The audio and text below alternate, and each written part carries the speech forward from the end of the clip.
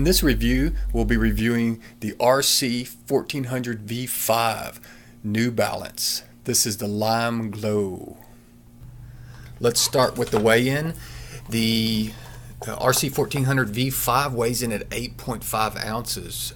So that's extreme. This is for a size 11. I normally wear anywhere from an 8.5 to 11. So I got 11 in this size and it fits perfectly.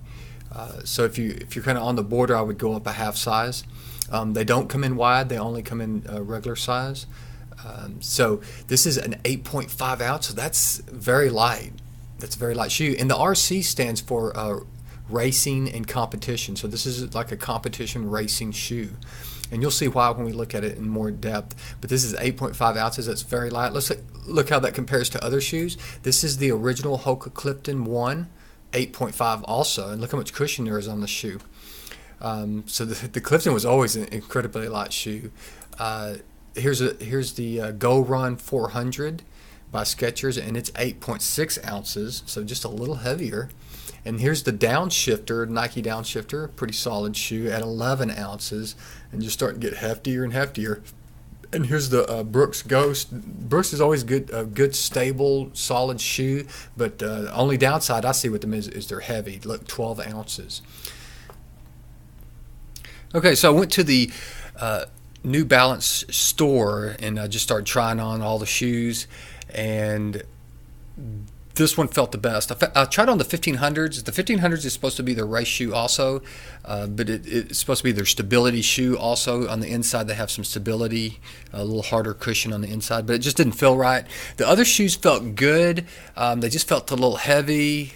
This one actually felt the best. It was the lightest. So this is their competition running shoe. I've read on a lot of websites that people buy these and they run marathons. Some guys run 50 milers in them. So you can run long distance in these. There's not a lot of rubber here, but there's a pretty good amount. There is rubber there. So this will help you with your form because it's more responsive. So you're going to be faster. Some of the shoes that have more cushion and softer cushion, you kind of think of it as a marshmallow. You kind of land and you kind of go down into it, and then you push off. So not as responsive, not as a fast turnover. So I definitely ran in these, and I love this shoe. This shoe is amazing. When I went to try it on, I said, "Hey, do you have a wide?" And she said, "No." And I looked at it, and it looks kind of skinny in here. So I didn't think I'd like it at all, so I went ahead and tried it anyway. I told her to give me 11, and tried it on, and it felt amazing on my foot. I went and ran in it, ran a 10 mile, no problems, and then ran a 5K and just crushing it. Now, here's one of the things. So the cushion, if you can see, I would consider this like not soft and not heavy. It would be medium. So if you can look closely there. So it's a medium fill. Look at that. I had some problems with the real cushiony shoes like the Hoka Clifton. I loved them, but it seems like when I started running like higher miles in them, I developed some kind of which I don't get with firmer shoes, but with that real soft cushiony. If you like press your fingers like that, put pressure on your fingers, and you feel that kind of that pain in here, or that tension and that pain. That's kind of how I started feeling on my toes. And I definitely know that was it, because I can put on the Hoka Clifton 1s and go run 10 miles, and for like the next week I'll have that same kind of pain in the front of my toes, like that tendon pain or something like that. But I've noticed if I had firmer shoes, and you'll see all the top athletes, marathon runners wear firmer shoes, I didn't have that pain. But let's get back to this one. The bottom, tons of rubber. Look at that. So these are going to last you a while, and they're only $99. They're a great deal, and that's retail when I went into the main store, $99. So I think the price is great. Tons of rubber, and these have if you could feel this rubber, they have the best traction. Let's see if you can get a better view on this.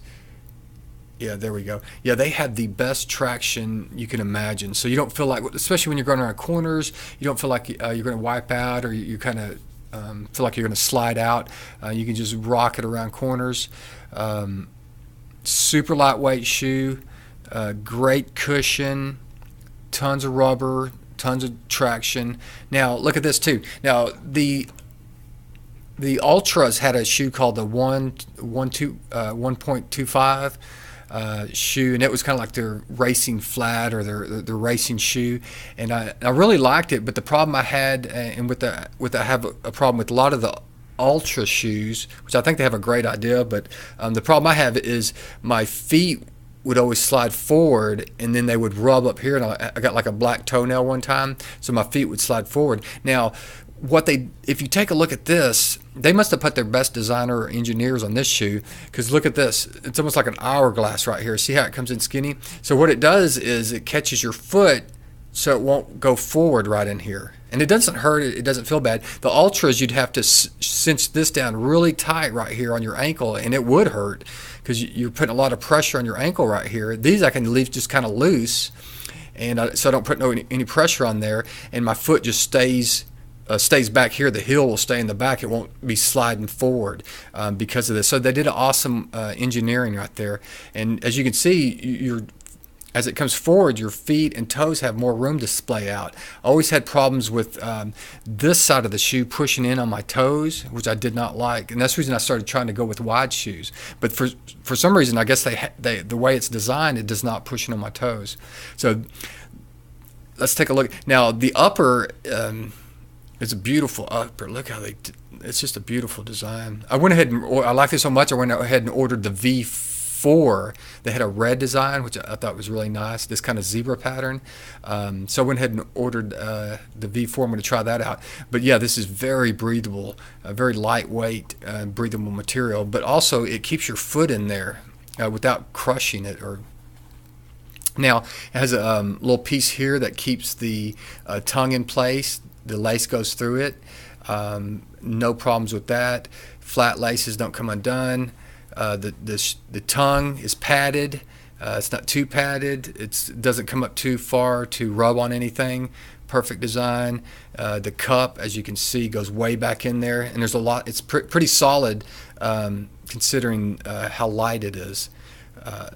So my heel never tried to come out. So I would say this is one of the best running shoes I've ever run in. This is a beautiful shoe. It's like a piece of art. It really is. They did a great design. They must have had their top engineers and designers work on this one, because the RC, and it is for racing and competition, 1400 V5, to me is their best shoe in the New Balance running lineup. So go out and get you a pair. $99, you can't beat it. I've read reviews on the V4, and they said it's pretty much the same. They said this one's a little more flexible, about the same weight. So yeah, either one. Sometimes you can get the V4s on sale, but definitely go get you a pair and try them out, and leave some comments what you think. Run proud, run strong, and run free.